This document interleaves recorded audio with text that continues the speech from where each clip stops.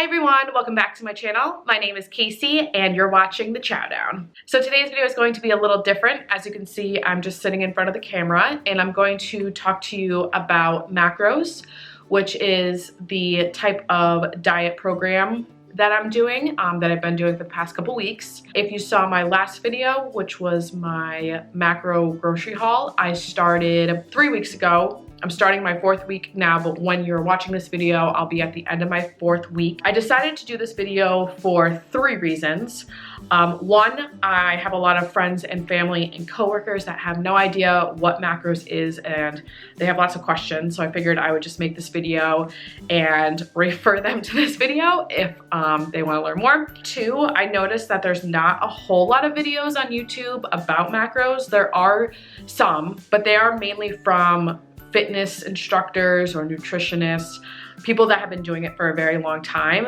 There's not a lot of people that are beginners on YouTube doing videos about macros, and I thought it'd be interesting to provide a beginner's perspective on the macro program. Hopefully it can help anyone that is thinking about doing macros or just starting macros. And the 3rd reason I'm doing this video is so I can look back on it. I can see where I was at halfway through my 1st cycle, see what what things like I'm saying about how I'm feeling, and I think it'd just be cool to reflect later on down the road, because I do plan on sticking with this diet long term because it is a very sustainable diet and it's working very well for me, which is also why I'm doing this video. I do have some notes on my phone, so if I am looking at my phone, I do apologize, but I wanted to make sure I covered everything that I wanted to cover. The first thing I did want to say was throw out a couple disclaimers. I am by no means a professional. I am not a medical professional. I'm not a nutritionist. I'm not a professional in the macros area. I've literally only been doing this for 3 weeks. So this is meant to be a beginner's perspective on the whole macros journey and lifestyle. So any tips I'm giving is from that perspective. If you are planning on doing macros or thinking about doing macros, like any other diet or nutrition plan, definitely talk to your doctor about it. Everyone's different, so I don't want anyone to take my advice and tips too seriously because I don't want to get sued. Now that that's out of the way, let me jump in to what I first wanted to talk about. I wanted to kind of talk about what macros is because every time I've mentioned to someone, I think every time, yeah, anytime that I mentioned macros to anyone that doesn't go to my gym, they have no idea what I'm talking about. They don't know what macros are, they don't know what macronutrients are, and they don't know what a macros program is. So I figured I'd start there, the basics. So basically macros are macronutrients, which are in every single food that you eat, and they are the fat, the carbs, and the protein. Those are your macronutrients. Your micronutrients are your vitamins, your minerals, etc. So a macros program focuses on the macronutrients. So you're not just looking at the calories that you're eating, you're looking at those 3 macros as well. And the goal of macros is to have a certain percentage of each of those macros, whatever percentage works for you, your body, and your goals. Everyone has different goals on macros. Some people want to gain muscle, some people want to lose weight, some people want to maintain. As for me, I do mainly want to lose body fat, but I do also want to gain some strength. So for me, I am on a calorie deficit.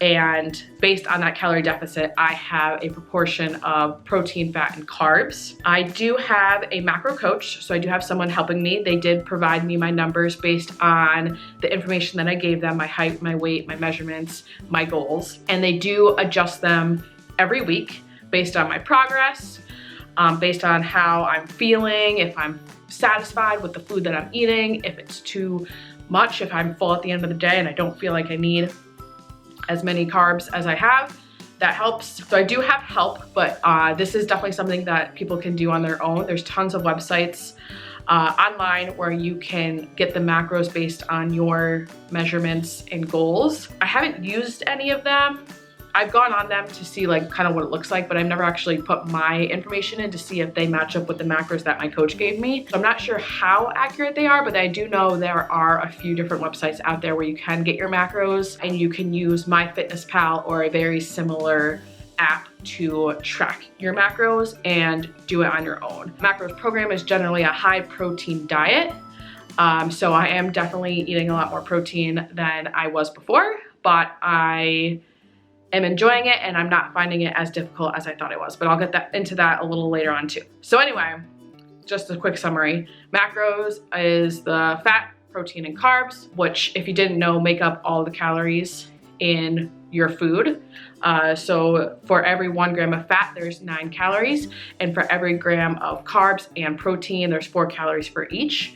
So if you are to do that math for each of the fat, carbs, and protein, you should equal the calories. Keyword should, because there are little sneaky things that companies, brands can do to lower the actual calorie count on a package. I've learned that by doing some quick math and realizing that they can lie a little bit on a package, which is not cool in my opinion. Anyway, so a little bit about why I decided to do this. Mainly, to be honest, I started doing this because my friend started doing it.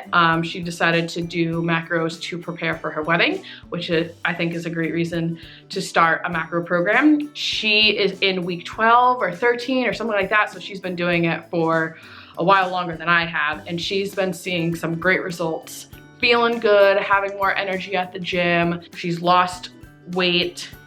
She does not feel deprived, and just like her success motivated me to try it out. So I decided to do it for that reason. Well, I decided that gave me like the final push to do it, but I really wanted to lose some body fat. I was getting very frustrated because I do go to the gym 3 to 4 times a week and do a pretty intense metabolic type workout. And I just wasn't seeing the results body-wise. Like I can definitely feel that I've gained muscle and that I'm stronger, but body composition-wise, I wasn't seeing much of a change, and that's because my diet was not the best. I'd say that I was like eating 50% healthy, balanced meals and 50% unhealthy meals, especially on the weekend and especially beer. So I just wanted to talk about a little bit how my week and like my schedule has changed, because I've definitely had to make time for this, which is completely fine. I'm completely okay with that. But it is important to know that this lifestyle does take a little bit of time because planning is very important. I definitely have larger hauls when I go to the grocery store. I used to just get very little things, mainly prepared food, frozen food, prepared food, bag salads, just so it was quick and easy. But now I'm making full-on meals, even though it doesn't take that much more time. The stuff that I'm making is super quick, 15-20 minutes usually, but I'm getting more components of actual meals, so it's more, I'm getting a lot more protein, so that is raising the price of my groceries a little bit, but I am okay with that. It is lasting me a long time, and I just look for sales, so that definitely helps. And my fridge is way fuller than it has been in the past, which I also like, so that's great. And my nights do consist a little bit more now of making my dinners and prepping my lunches, because I do like to prep my lunch the night before. It makes it so much easier in the morning, because I am not a morning person. So that's definitely taken some time. And then also tracking my numbers does take some time. As far as what I'm eating, I don't know, it's a ton of stuff. I will be honest, I don't feel restricted on this diet at all. I hate calling it a diet because it's not a diet. To me, a diet has like an end to it, like a 30-day Whole30 diet or whatever. I'm looking at this more as a lifestyle change. So I hate calling it a diet, but for the purposes of this video, I guess I'll call it a diet. But I really don't feel restricted at all. I feel like I can eat whatever I want. It's really just about portion control and just having a little bit to satisfy that craving, and then that's it. I'm having my cheat meal tonight for this week. I forgot to mention that. Each week you do get a cheat meal. Some people don't like to call it cheat meals because you're not cheating. You're not cheating on yourself. You're not cheating on the diet. You're just enjoying a free meal that you don't have to track, and it can be whatever you want. So tonight is my free meal for this week, and I'm looking forward to it, but I'm not like, oh my God, give me all the chicken parm, give me all the pasta, I need it. Like, I don't feel like that at all. I don't feel deprived. In terms of what I'm eating a ton of stuff. I feel like I have a lot of variety. I use Instagram a lot for inspiration for meals, and that's definitely helped. Anytime I get an idea, I write it down so I can look back at it and be like, I'm gonna make this week, I'm gonna make this, I'm gonna make this, I'm gonna make this. So I've had salads, which is pretty generic, but I've tried to spice them up with some chicken, dressings, spices. I've had scallops, I've had fish, I've had shrimp a lot. I love shrimp for a protein source. It's amazing, low fat, very high protein. I've had a lot of Greek yogurt, that's great. I've had cottage cheese for protein. I've had pasta. I've done chickpea pasta. I've done chicken. I don't know. As I'm talking, I'll just put some of my meals on the screen so you can get an idea of the stuff that I've been eating. I do sometimes supplement with protein shakes, but I have not had as many protein shakes and protein bars as I thought I would have. Thought I would have to drink a lot of protein shakes to be able to get to my protein amount every day, and that is not the case. As long as, for me, I think, as long as you're eating protein at breakfast, lunch, and dinner, you should be able to get in the amount of protein that you need each day. In terms of how I feel great. To be honest with you, I feel great. The only way I can describe it is that I feel tighter.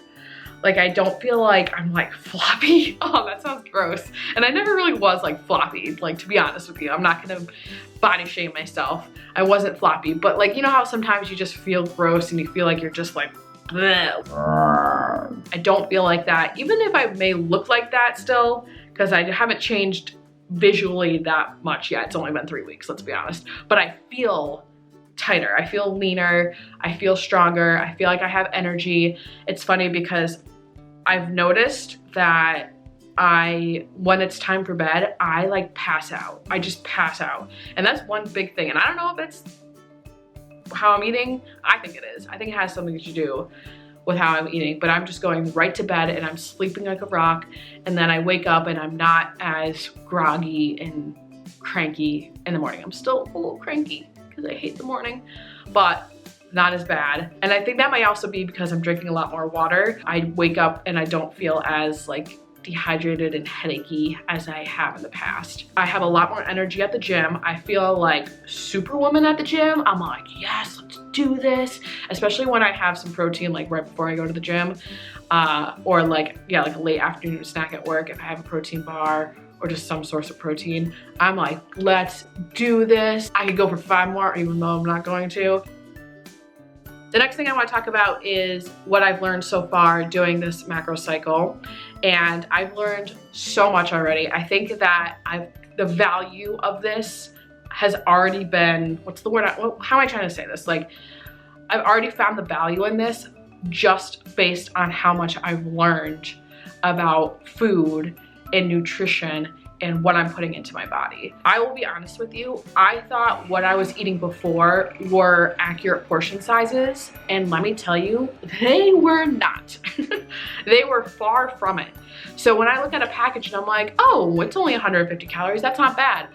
But that's for 1 serving, and I was probably eating 5 in 1 sitting, and that's why I wasn't losing weight, and I was slowly gaining, and I was not on a calorie deficit. I was probably on a calorie surplus. I've learned a lot about food and what food is made up of. Like, I did not know how many carbs are in bananas. Hint, it's a lot. So yeah, so I'm just learning a lot about what's in food, which foods are a great source of protein, which foods are a great source of carbohydrates, what foods are a great source of fat. The next thing that I wanted to talk about were some of my tips that I've learned so far doing macros. I have 7 tips. My first tip is very important, and that's pre-plan, pre-plan, pre-plan. The more you plan in advance, the easier macros will be. It will be smooth sailing the day of if you plan out your day, if you know what you have going on, if you know what events you're going to, if you know what restaurant you're going to, look at the menu in advance and find something that works. If you know that you're going to a birthday party and you don't want to, it's not worth splurging on, eat before you go or eat afterwards or bring something with you. Weekdays when you have work and you have a lot going on, being able to meal prep on Sunday or meal prep the night before helps tremendously. So pre-plan, pre-plan, pre-plan. I can't stress it enough. That's the number one tip. My number two tip would be to make a list of your go-to items for fat, protein, and carbohydrates. I definitely have my favorites for each category. So I've made a list. So either when you're grocery shopping, you know what you need, or when you are at the end of your day or you're pre-planning the night before and you're like, okay, I have my carbohydrate, I have my fat, I need a protein. Let me look at my list. Chicken, sounds good. Shrimp, sounds good. Greek yogurt, sounds good. You have a list right there handy for you. And if you don't know your sources, you can go online. There's tons of lists online that have lists of each macro and what foods you can have that will go under each macro. Number three, when you're prepping your food and you're measuring things out to put into MyFitnessPal, always weigh your food versus using volume measure. Volume measure is very not accurate. This is actually something I learned in school because I went to culinary school. So this is true for baking, but also true for macros. If you were to measure out 2 tablespoons of peanut butter in a tablespoon and compare that to the grams that's on the back of the package, you will see that they are very, very different. And maybe 2 tablespoons of peanut butter isn't going to make that much of a difference that day, but let's say you have 2 tablespoons of peanut butter every day. Eventually, that's going to add up. And if you're doing that with all your foods, it's all going to add up over time. So volume measure is much less accurate, and weight measure, grams, ounces, is much more accurate. So you'll definitely want a scale if you plan on doing macros. Tip number 4 is to pre-plan your cheat meal. So you get 1 cheat meal per week if you want. There are some people that don't do a cheat meal. There's some people that do 2 cheat meals. I'd say most people and myself and my friends, we do 1 cheat meal per week. And I would say plan your cheat meal based on your schedule / based on the events that you have going on that week. So usually I do my cheat meal on Saturday because I want to wait until the weekend when I'm relaxed and enjoying myself to be able to have my cheat meal. But there may be a holiday in the middle of the week, or there may be an event in the middle of the week, or on a Friday or on a Sunday, a family party, a wedding, whatever it may be, and you may want to save your cheat meal for that day. So it's definitely good to look ahead, look at your schedule, and figure out when you want to have your cheat meal, the day that you think that you're going to get the most bang for your buck on your cheat meal. Number 5 is to fill your kitchen with plenty of protein sources, fat sources, and carbohydrate sources. When you have your kitchen stocked full with everything that you need, it's so much easier to just grab what you need and go, or pack up your lunch and know that you have all of the sources packed up and ready to go for the next day. I know in the first week, based on that macro haul that I did in my last video, by midweek I realized that I hadn't gotten enough protein sources, and I was kind of feeling stressed out that I didn't have enough things to just grab quickly and have a variety of things to satisfy my protein intake. So I definitely went back to the store, got more things, and I felt much better about the week ahead knowing that I had plenty of sources of protein, whether it be in the fridge or in the freezer for like even later on. It felt much better. I felt less stressed knowing that I had all those sources at my fingertips. And my last tip and my favorite tip is to macro with friends. Like I said, the reason I started this was because my friend started doing macros and we talk about it all the time. And we just had another friend start macros this past week. She just finished her first week and did great. So we started a group text where we share our favorite recipes, we share grocery store items that we found. We share links to articles and pictures on Instagram, and we talk about how we're feeling. And I know it sounds like a little much, but it's so helpful and it's super inspiring. Like, it just motivates me to keep going, to keep up with my exercise routine and my nutrition. And it's nice to have people that understand what I'm doing and what I'm going through, and they know that I understand. So it's so helpful in all areas to be doing this with friends. So I highly encourage you to find someone, a family member, a friend to do it with, and start a little conversation, a little group chat, and share your ideas with each other, share your recipes, share your pictures of your food, and it will really help them out and it'll help you out. So that's everything I have for you today. I really hope you found this video helpful. If you did, please give it a thumbs up.